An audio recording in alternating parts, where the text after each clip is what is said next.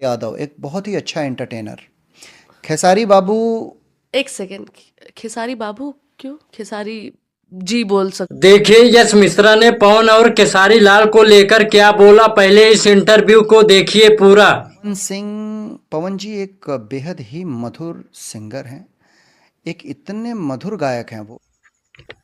देखिए यश मिश्रा ने बताया कि पवन सिंह एक भोजपुरी के सबसे अच्छे सिंगर हैं। पवन सिंह भोजपुरी इंडस्ट्री में डांस नहीं कर पाते थे। एक बार पवन सिंह अपने फिल्म प्रमोशन के लिए गए थे, वहां डांस किए थे, फिर उनके फैन ने उनका मीम बना दिया था। देखिए खेसारी लाल यादव को लेकर यश मिश्रा ने बहुत बड़ी बात की। खेसारी लाल के बारे में यश मिश्रा ने बताया कि आप भोजपुरी के सबसे सुपरहिट डांसर हैं। खेसारी लाल यादव के जैसा डांस भोजपुरी इंडस्ट्री में कोई नहीं कर सकता है।